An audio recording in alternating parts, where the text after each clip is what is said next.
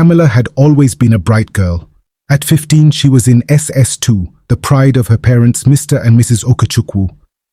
They weren't rich, but they lived a comfortable life, ensuring that their only daughter never lacked the essentials: education, discipline, and a warm home.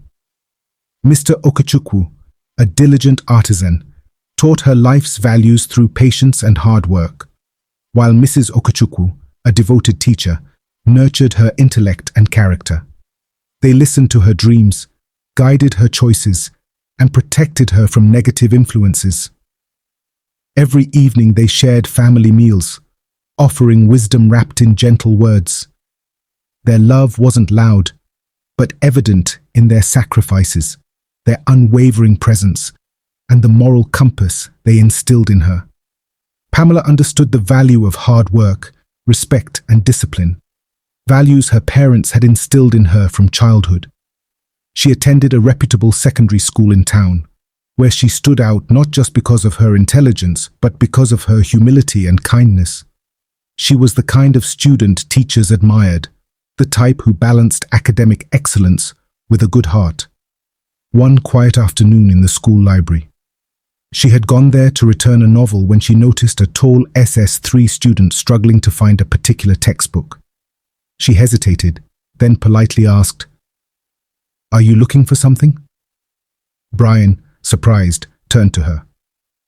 "Yeah, the physics textbook for revision, but I can't find it." Pamela smiled. "It's on the lower shelf. I used it last week." She pointed to the book, and Brian chuckled. "You must be really smart to remember that." Few weeks later, as Pamela was on her way to the library, balancing her books in one hand while scrolling through her timetable with the other, she barely noticed the tall figure moving toward her until, thud, her books tumbled to the ground, scattering across the corridor. "Oh no, I'm so sorry," she gasped, quickly bending to gather them. "That's my fault," a deep voice said, as a hand reached out to help her. She looked up. Brian, the SS3 prefect, the boy everyone admired for his leadership and intelligence. "You again?" he chuckled. "This is the second time we're meeting over books." Pamela blinked. "Second time?" Brian grinned. "Library? Physics textbook?" Realization dawned, and she laughed. "All right, you never returned the favor for that." Brian smirked, handing her the last book. "How about I treat you to lunch?" "No, not the expensive kind. I mean, puff puff from Mama B's shop." Pamela hesitated. She wasn't one to hang out much, but Brian was different. He wasn't like the other boys who showed off. He genuinely wanted to talk. "All right," she said finally, "but only if you don't call it a favor." They sat under the almond tree near the school's back fence, a brown paper bag of steaming puff-puff between them. "So tell me, Pamela," Brian said, leaning forward. "Why are you so different?" Pamela frowned. "Different how?" "You don't follow trends, you don't chase popularity, and you don't act like you need anyone's approval." She shrugged. "I just focus on what matters." Brian studied her for a moment, then nodded. "I respect that." Their friendship grew naturally. Pamela appreciated Brian's maturity, and he valued her perspective on things. Though they were close, Pamela always kept her boundaries, and Brian respected that. They encouraged each other academically, often exchanging notes and discussing career aspirations. For Pamela, Brian was more than just a friend. He was proof that intelligence and character mattered more than material things. And for Brian, Pamela was a rare gem, someone whose presence brought calmness and inspiration. That evening, after dinner, Pamela sat across from her mother in the dimly lit living room. She hesitated before speaking. "Mama, there's someone I've been talking to in school. His name is Brian. He's in SS3." Mrs. Okechukwu looked up from her sewing, her expression calm but attentive. "Brian," she repeated. "And what kind of talking do you mean?" Pamela swallowed. "We're just friends. He likes that I'm serious about my studies, and he gives me advice too." Her mother nodded, setting her sewing aside. "Friendship is good, my daughter, But always remember, there's a time for everything. Some friendships can push you forward and some can pull you back. You must know the difference. Pamela listened, hanging on to every word. A good friend will respect your values, encourage you, and never rush you into anything you're not ready for. Her mother leaned closer. Brian may be a nice boy, but always set boundaries and never forget who you are. Pamela nodded, reassured. I understand, Mama. Mrs. Okechukwu smiled, brushing a hand over her daughter's head. Good. Then be wise and always trust your instincts. That night, before Pamela left the living room, her mother suddenly said, Invite Brian over. Pamela's eyes widened. Mama? Mrs. Okechukwu gave her a knowing look. If he's a good friend, I should meet him. The next day at school, Pamela found Brian by the library steps. My mum wants to meet you, she said, watching his reaction. Brian froze, mid-bite of his meat pie. Meet me? Like, in person? Of course, in person. Or do you think she'll FaceTime you? She teased. Brian scratched his head. Pamela, I don't think it's time yet. Pamela frowned. Why not? He exhaled, looking around before lowering his voice. Let's just say, parents and I don't always mix well. Pamela crossed her arms. Brian, what aren't you telling me? He forced a smile. It's not about you, I promise. Just give me some time. Pamela studied him, heart pounding. Pamela didn't let it go easily. Brian, my mother isn't scary. She just wants to meet you. Brian sighed. Pam, I get it, but can't we just leave things the way they are? So you want me to lie to her? Pamela challenged. Brian rubbed the back of his neck. I'm not saying that. Just not now. Days turned into weeks. Every time she brought it up, Brian had an excuse. Extra classes, family issues, football practice. Pamela grew frustrated, but she didn't want to push too hard. Meanwhile, their bond deepened. They spent more time together, sneaking moments behind classrooms, talking late into the evening. Brian had a way of making her feel special, as if she was the only one who understood him. Then, one evening, under the deserted school staircase, as they sat close, hands touching, whispers turning into soft laughter, Brian leaned in. Pamela, you trust me, right? Her heart raced. Of course. One moment led to another. Emotions took over, and that day, in a place neither of them had planned, they had it. The moment it was over, silence filled the air. Pamela lay still, staring at the ceiling of the empty classroom they had snuck into. Her heart pounded, not with excitement, but with something heavier. Regret. Brian sat up, running a hand through his hair. Pam, are you okay? Pamela swallowed hard, adjusting her clothes. I don't know. Brian exhaled, guilt washing over his face. Maybe we shouldn't have... Pamela turned to him, eyes glistening. Then why did we? Neither had an answer. They just sat there, drowning in unspoken words. For days, they avoided talking about it, but they couldn't avoid each other. It was their secret, one they weren't proud of, but one they couldn't undo. Then, slowly, they moved past it. They spent more time together, as if trying to fill the silence with laughter and shared dreams. Their bond became unbreakable, a quiet understanding growing between them. Pamela had never felt this way before. At first, it was just fatigue. She would wake up feeling exhausted, dragging herself through the morning routine. But as the days passed, it became worse. Her stomach churned at the smell of food. She felt dizzy whenever she stood up too fast. And most mornings, she found herself hunched over the toilet, dry heaving. Her mother, ever observant, noticed immediately. Pamela, are you all right? Mrs. Okechukwu asked one evening as they sat in the living room. Pamela forced a weak smile. I'm fine, Mama. Maybe I just need rest. But rest didn't help. The next morning, she couldn't even make it out of bed. Her father knocked gently on her door before stepping in. Pam, Your mother said you didn't come out for breakfast. Are you feeling sick? Pamela groaned. I just feel weak, Papa. Maybe it's malaria. Her mother rushed in with a worried expression, pressing the back of her hand to Pamela's forehead. No fever, but you've been vomiting, feeling dizzy, and sleeping too much. This isn't just malaria. Her father sighed. We need to take her to the hospital. Meanwhile, at school, Brian noticed Pamela's absence immediately. The first day, he assumed she was running late. The second day, he thought maybe she had a family emergency. But by the third day, anxiety gripped his chest. During break, he pulled Ada aside. Where's Pamela? Ada crossed her arms. She's sick. Her mum said she hasn't been eating well. Brian's throat tightened. Sick? Like, how sick? Ada shrugged. I don't know, Brian, but she hasn't been coming out of her house either. Brian swallowed hard, feeling utterly helpless. He wanted to see her, to check if she was okay, but he knew he couldn't just show up at her house.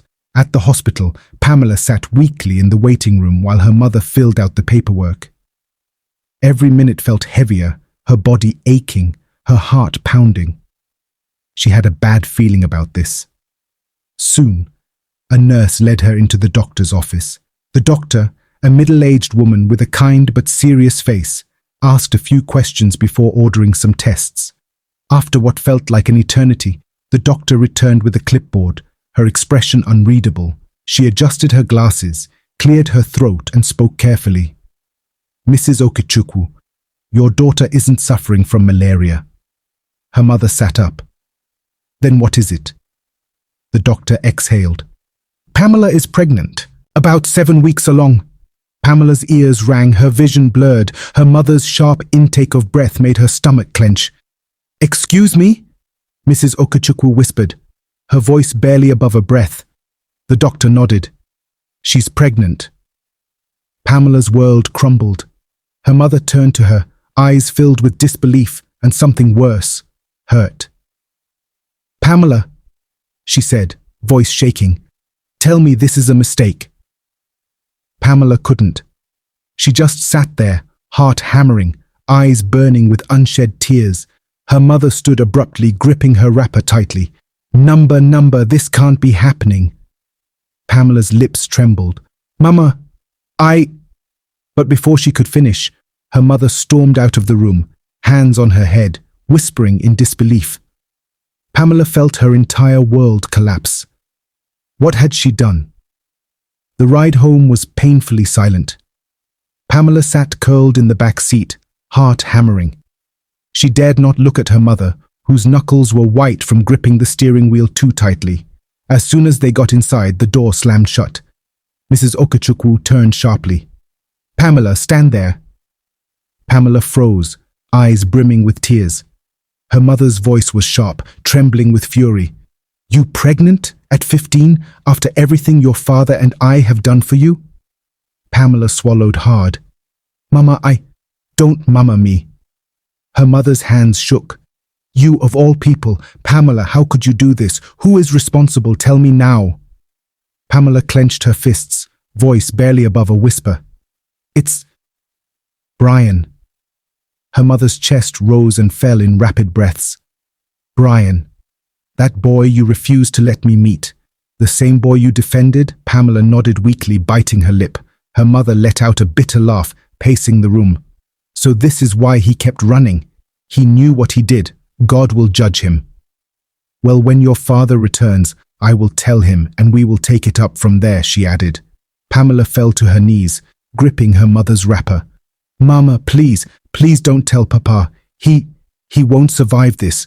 He'll kill me, please. Her mother yanked her wrapper free, eyes red. And you expect me to carry this burden alone? You expect me to hide this from my husband? Pamela sobbed, clutching her stomach. I beg you, Mama. Just give me time. Her mother's jaw clenched. She turned away, gripping the edge of the chair, breathing heavily. For a moment, Pamela thought she would collapse. Then, after what felt like an eternity, her mother whispered, You have no idea what you've done, Pamela. No idea. Pamela wiped her tears. That evening, as the house fell silent, Mrs. Okechukwu sat her husband down at the dining table. She could feel her heart pounding as she struggled to find the words. "Obim," she began, voice shaking. "Pamela, she's pregnant." Mr. Okachukwu's face went pale. "What?" His voice dropped to a whisper. "What do you mean, pregnant?" Mrs. Okachukwu's hands trembled as she explained. "It's true. She's been seeing Brian. She didn't tell us, and now she's weeks along. I took her to the hospital today. The doctor confirmed it." Mr. Okechukwu stood up, his chair scraping across the floor. "Brian? That boy? But I thought she said they were just friends." "Obim, that's what she said, and I even asked to see him, yet he kept posting me." He turned away, fists clenched, his anger building. How could she? How could she be so reckless? Mrs. Okachukwu's voice broke. "She's our daughter. We need to help her now, not tear her apart." His shoulders sagged, and after a long pause, he exhaled. "How do we fix this now? She has already broken my trust." Mrs. Okechukwu took his hand, her own tears falling. "We fix it together. For Pamela, please." But Mr. Okachukwu's anger simmered as he stumbled out of the sitting room, his face contorted with disbelief. He made his way to Pamela's room. When he reached Pamela's door, he didn't knock. He flung it open, his voice cutting through the silence like a knife. "Pamela!" His voice thundered, shaking the walls. Pamela, who had been sitting on the edge of her bed, jumped, her eyes wide in terror. She opened her mouth to speak, but her father's fury overtook her. "How could you?" Mr. Okechukwu roared, his chest rising and falling with each breath. "After everything we've done for you, how could you disgrace us like this? Pregnant. At 15. You've thrown everything we've worked for down the drain." Pamela's voice was barely a whisper. "Papa, I'm sorry. I never meant for it to happen this way." "Sorry?" He sneered, pacing in front of her. "Sorry? Do you think that's enough? After how hard we worked to provide for you, to keep you in the best schools, to keep you safe, you do this?" He stopped in front of her, his eyes blazing. "What happened to everything we taught you? What happened to being responsible, to being the daughter we believed in?" Pamela's eyes filled with tears. "Papa, please, I didn't know. Please, it was a mistake, I swear." She sobbed, clutching her hands tightly. "I don't want to hurt you. I didn't think this would happen. I wasn't ready for any of this." Her father's face was a mixture of disbelief and rage. "Mistake? A mistake? Do you realize what you've done? What this will do to our family? To your future?" His voice cracked with emotion. "How could you be so careless?" Mr. Okachukwu's breath was shallow, his fists trembling. He stood there, staring at her, his heart torn between fury and heartbreak. Finally, he spoke, his voice colder than before. "I want to see him. I want to see Brian." Pamela's blood ran cold, her heart thudding in her chest. "Papa, no. Please." But her father had already turned toward the door, his back to her, his voice stern and final. "You should have thought about this before. I want to talk to him. I want to see who he is and hear it from him." Pamela collapsed onto the bed, her sobs echoing through the room. But her father was already halfway down the hallway, his mind made up. At school the next day, at their usual meeting spot. Pamela was already sitting there, waiting for Brian. When Brian approached, with so much excitement in his voice, he said, "Oh, Pamela, how have you been? Why haven't you been in school? I missed you so much.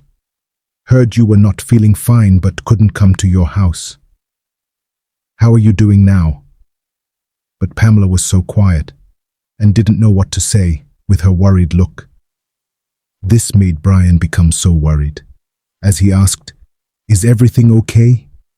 What's the problem?" Talk to me, Pams. Pamela and Brian sat quiet for a moment, her heart pounding in her chest. The air felt thick with tension as she looked into his eyes, unable to find the words at first. Finally, she exhaled shakily, her voice barely a whisper. Brian, there's something I need to tell you. Brian tilted his head, confusion flickering in his eyes. What is it? Pregnant. What? Brian exclaimed. How? When? Why? For who? He asked with his eyes wide open as he stood quickly to his feet. What do you mean for who? Are you not the only boy I've known? Pamela thundered. But we had it just once now. How could it have resulted in you being pregnant? He asked with confusion. At this point, Pamela was already crying and blaming herself for everything, which made Brian feel guilty and apologized for the way he spoke. Pamela swallowed hard. My father knows. He found out. And now, he wants to meet you. Brian's expression shifted instantly, and he pulled back slightly, as if the news physically stunned him. Wait, hold on, Pamela. Your father knows. You've got to be kidding me. Her heart dropped, but she held her ground. I'm not kidding, Brian. He knows, and he's angry. He's furious. I don't know what's going to happen, but you need to come and face him. We can't handle this on our own. Brian stood up, shaking his head, his hands running through his hair in frustration. Pam, we only slept together once. Once. How could it have gone this far? Why didn't you? Pamela stood up too, her own frustration bubbling to the surface. I didn't mean for any of this to happen, Brian. We didn't plan for it, but we can't pretend it didn't. Brian's face twisted with anxiety. You want me to just walk into your father's house and face him like everything's fine? You want me to explain why we made a mistake? What do you want from me? I want you to face it, Brian. With me, I can't do this alone. He's my father and he's angry, but you're part of this too. Pamela's voice cracked, the weight of it all pressing on her chest. Please, Brian, please don't leave me to handle this by myself. Brian turned away, pacing in frustration. I didn't ask for this, Pamela. I didn't sign up to be part of some drama with your father. I'm not ready for this. I can't even... Pamela's heart shattered as she watched him, the silence between them thick with tension. Her voice trembled as she spoke. So that's it? You're just going to leave me hanging? Brian stopped pacing, guilt flashing in his eyes. He looked at her, and the raw sadness in her eyes seemed to pierce through him. He exhaled deeply, running a hand over his face. I didn't mean to hurt you, Pamela. I'm just scared too. This is too much for me. Pamela stepped closer, her eyes brimming with unshed tears. Brian, I'm scared too. But if you really care about me, if you want to be here for me, you'll talk to your parents. You'll face my father with me. You'll help me carry this burden. Brian looked at her, the intensity of her emotions breaking through his resistance. He was silent for a long moment, his mind racing. Then with a heavy sigh, he met her gaze. I'll talk to my parents. I'll tell them everything. And after that, I'll meet your father. We'll face this together. But this isn't going to be easy. You know that, right? Pamela's breath caught, a wave of relief washing over her. Thank you. Thank you for not walking away. Brian nodded slowly, his voice softer now. I'm not walking away, Pam, but we have to be ready for whatever comes next. As they stood there, the weight of what lay ahead hung between them, but at least, for the first time, they were facing it together. That evening, Brian sat stiffly in the living room, his heart pounding as he looked at his father, Chief Okafor, a man feared for his ruthless ways. His mother sat quietly in the corner, hands folded in her lap, her eyes darting nervously between her son and husband. What is it? Speak, Chief Okafor barked, his deep voice filling the room. Brian swallowed hard. Father, I made a mistake. Pamela is pregnant. Her family wants to see us tomorrow. Silence. Then, suddenly, bang! Chief Okafor slammed his fist on the table, making Brian flinch. "You fool! You brought shame to my name for a mere schoolgirl?" he roared, his eyes blazing. "And you expect me to go and bow my head to her family?" Brian clenched his fists, trying to remain calm. "I'm not asking you to bow, father, but we have to go. I have to take responsibility." Chief Okafor let out a cruel laugh. "Responsibility? If you dare admit to that pregnancy in front of anyone, consider yourself disowned. You will lose everything, your name, your inheritance, your future. Do you hear me?" Brian's throat tightened. "Father, please, it's my child. I can't abandon them." His father leaned forward, his voice now cold and deadly. "You will do exactly as I say. Tomorrow we will go, but you will keep your mouth shut. If they ask, you will deny it. I don't care what happens to that girl. She is not our concern. If you open your mouth, you're no longer my son." Brian turned desperately to his mother, hoping for support, but she wouldn't meet his eyes. She sat frozen, her lips pressed tightly together, her fingers trembling in her lap. She was too afraid of her husband to say a word. Brian felt his stomach sink. His whole world was closing in. "Do you understand me?" Chief Okafor's voice was like a hammer.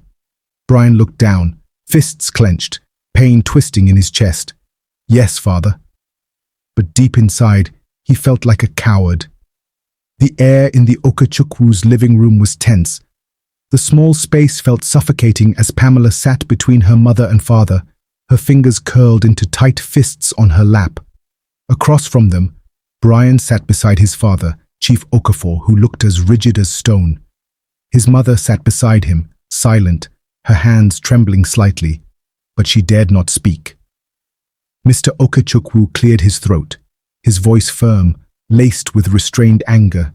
"Let's not waste time. We all know why we're here." He turned to Brian, his sharp eyes piercing through him. "Brian, is it true?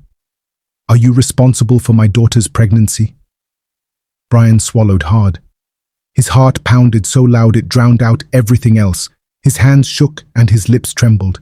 He wanted to speak the truth, but his father's threatening voice echoed in his head. "If you admit it, you are no longer my son." Then Brian did the unthinkable. He looked away, his voice barely above a whisper. "I am not responsible." The room went deathly silent. Pamela's breath hitched. Her mother gasped audibly. Mr. Okachukwu's face darkened, his hands gripping the arms of the chair as though restraining himself from lunging forward. "What?" Pamela's voice came out in disbelief, her eyes locked on Brian. Chief Okafor leaned forward, a cruel smirk on his lips. "You heard my son. He has nothing to do with this pregnancy." Mrs. Okachukwu clutched her chest. "God forbid. Brian, you are lying. You and my daughter were always together. How can you stand here and deny it?" Brian's hands were shaking so much he had to clench them into fists. He couldn't look at Pamela. He couldn't meet her father's burning gaze. Mr. Okachukwu stood abruptly, his voice booming. "You young man, look at me when I speak to you." Brian forced himself to meet the man's furious eyes. His body felt cold, his throat dry. "You are a coward," Mr. Okachukwu said, his voice calm but deadly. "You are a disgrace of a man. You destroy my daughter's life, then come here to lie in front of your parents." Chief Okafor scoffed. "Watch your mouth, Okachukwu. My son said he is not responsible, and that is final. Your daughter can take her bastard and raise it herself." Pamela's heart shattered. She turned to Brian, her voice breaking. "Brian, please don't do this." Brian bit his lips so hard it almost bled. His body screamed at him to tell the truth, but he could feel his father's heavy presence beside him, a silent warning. "I am not responsible," he repeated, his voice barely stable. That was it. Pamela shot to her feet, her entire body trembling with rage, with betrayal, with an anger so deep it shook her soul. Tears spilled from her eyes, but her voice was powerful when she spoke. "Brian, you will regret this." The room fell into a stunned silence. Pamela took a step forward, staring him down, her voice steady but deadly. "You and your entire family will regret this day. You have rejected your own blood, denied your own child, and for what? Because of fear, because of shame." Her lips curled into a bitter smirk. "Then let it be known, Brian Okafor, my child will never, ever bear your name. You and your family will never see this baby. I will raise this child alone, and one day you will suffer for what you have done today." Brian's chest tightened. His stomach twisted painfully. He wanted to speak, to take it all back, but the damage was done. Mr. Okechukwu pointed toward the door. "Get out, both of you. Leave my house. You are no longer welcome here." Chief Okafor stood with a triumphant smirk, pulling Brian up by the arm. "Let's go. This meeting is over." Brian's mother turned to Pamela with pleading eyes, but fear kept her silent. Pamela wiped her tears, standing tall. "You're all dead to me." Brian flinched at her words, the finality of them sinking into his bones. As he walked out behind his father, he felt like a part of him had died. Pamela sat on the cold floor of the living room, her back pressed against the wall, her face stained with dried tears. The house was filled with a thick, suffocating silence after Brian and his family had left. Then her father's voice shattered the quiet like a whip. "You have disgraced me," Mr. Okechukwu thundered, pacing the room, his fists clenched. "After everything we did for you, after all the sacrifices, this is how you repay us." Pamela could barely breathe. "Papa, I'm sorry. I never meant—" "Shut your mouth," he roared, his eyes wild with fury. "I told you to be careful. I told you to focus on your education, but no, you thought you knew better. Look where it has landed you." Her mother sobbed quietly, unable to look at her. "Pamela, what have you done to us?" Her father took a deep breath and then turned to her with a cold, final stare. "From today I have nothing to do with you. You are no longer my daughter."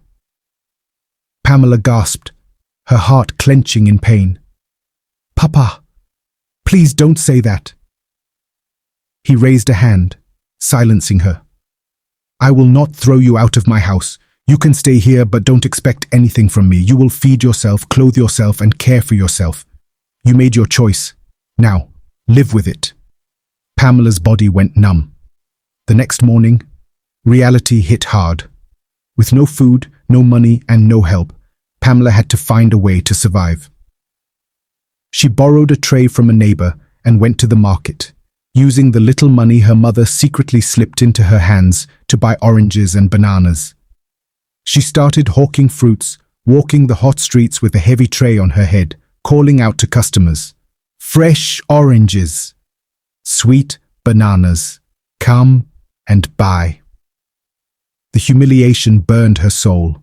She, once one of the brightest students in her school, was now begging strangers to buy fruits just to eat. People whispered when they saw her.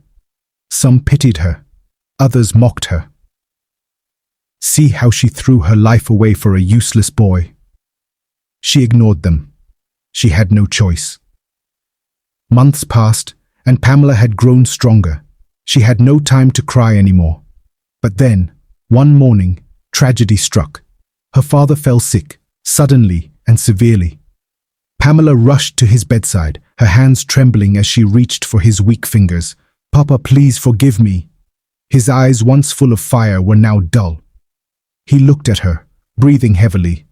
But then, he closed his eyes. He never spoke to her again. Her father died without ever forgiving her. Her mother was never the same after that. Though she still loved Pamela, she never fully recovered from her husband's death. She aged quickly, her once strong body becoming frail. 2 years after Pamela gave birth, her mother followed her father to the grave. Pamela was alone, completely alone. Despite everything, Pamela found hope in the tiny hands of her daughter, Faith. The moment she held her newborn baby in her arms, she knew this child was her second chance. Faith was beautiful and bright. Even as a toddler, she was sharp, full of questions and curiosity. "Mama, why do you work so hard?" she would ask, her big brown eyes filled with innocence. Pamela would smile and kiss her forehead. "Because I have to make sure you never suffer the way I did." She worked any job she could find, cleaning houses, selling petty goods, washing clothes, anything to put food on the table. But she refused to stay at the bottom forever. Pamela found a mentor, an older woman who taught her a skill in fashion design. She worked tirelessly, learning how to sew, how to style, how to create. Within a few years, her hard work paid off. She became a well-known fashion designer, a big lady, independent and successful. Life had finally smiled at her again. By the time Faith turned 16, Pamela had healed. She had built a good life for herself, and for the first time in years she allowed herself to open her heart again. She met Daniel, a kind, responsible man, who respected her and loved Faith like his own daughter. He was patient with her scars, proving his love through actions rather than words. Pamela was finally ready to love again. Then, just as she was about to say yes to happiness, Brian returned. It happened on an ordinary afternoon. Pamela was standing outside her shop, giving instructions to her apprentices when she heard a voice she had prayed never to hear again. "Pamela?" She froze. Slowly she turned, and there he was, Brian. He looked older, more mature, but there was something haunted in his eyes. Pamela's hands clenched into fists. "What are you doing here?" Brian swallowed, his voice thick with emotion. I need to see you. And Faith." Pamela's breath hitched. "Faith." Her eyes turned ice cold. "You lost that right 16 years ago." Brian took a step closer. "Please, Pamela, just hear me out." Pamela folded her arms, raising an eyebrow. "After 16 years, you think you can just walk in and claim a place in our lives? You denied her, you denied me." Brian's shoulders slumped, guilt written all over his face. "I regret it every day." Pamela scoffed, shaking her head. "Regret? That's not enough. You and your father ruined my life. And now that I've built myself back up, you think I'll let you near my daughter?" Brian's eyes darkened with pain. "She's my daughter too, Pamela." Pamela took a slow step toward him, her voice deadly calm. "No, Brian. Faith is mine. You lost her the day you denied her. Now get out of my sight." Brian hesitated, looking desperate. "Pamela, leave, now." Brian looked at her one last time, then nodded slowly. "I'll be back." Pamela watched him walk away, her heart pounding. She thought she had buried that chapter, but the past had just walked back into her life. Pamela had just finished shutting the door behind Brian when she turned to Faith. "If I ever see you talking to that man, you're in trouble. Do you hear me?" Faith folded her arms, eyes full of curiosity. "Who is he?" Pamela's tone was sharp. "No one important." But Faith wasn't stupid. She had seen the emotions in her mother's eyes, the way her voice wavered when she spoke to him. There was something deeper there. So when Brian left the house, Faith secretly followed him. She kept her distance as he walked down the street, watching him, trying to understand why her mother was so hostile toward him. Finally, she gathered the courage and called out, "Sir, wait!" Brian turned, surprised to see the teenage girl standing behind him, slightly out of breath. "You're Faith, aren't you?" His voice cracked with emotion. Faith studied him. "Who are you? Really?" Brian hesitated, then sighed. "I'm your father." Faith's eyes widened. She had suspected it, but hearing it made her stomach twist. "Then why did you leave? Why did you abandon us?" she demanded. Brian's face darkened with pain. "I never wanted to. My father forced me to deny you. That day, after the meeting with your grandparents, he sent me away, out of the country. I was young and I was scared. He told me if I ever tried to contact your mother, I would lose everything. And for years, I regretted it. Every single day. Faith's anger wavered as she saw the sincerity in his eyes. So why now? Why come back after all these years? Brian took a deep breath. Because I finally broke free. My father is dead now. And when he died, the first thing I thought about wasn't my inheritance or my freedom. It was you and your mother. I had to find you. I had to make things right. Faith looked at him, searching his face for any signs of deceit, but all she saw was regret. She exhaled. I don't know if I can trust you, but I think I can forgive you. Brian's eyes filled with tears. That's more than I could ever ask for. Trying to fix the past, Faith didn't stop there. She returned home, determined to make her mother listen. Mama, I talked to him, she said, standing in front of Pamela with unwavering confidence. Pamela's head snapped up. You did what? Faith, I told you to stay away from him. Mama, just listen to me. He didn't abandon us. His father forced him to. He sent him out of the country. He had no choice. Pamela's heart pounded. And you believe that nonsense? Faith crossed her arms. I do. And deep down you do too. That's why you're so angry. Because you know it's not all his fault.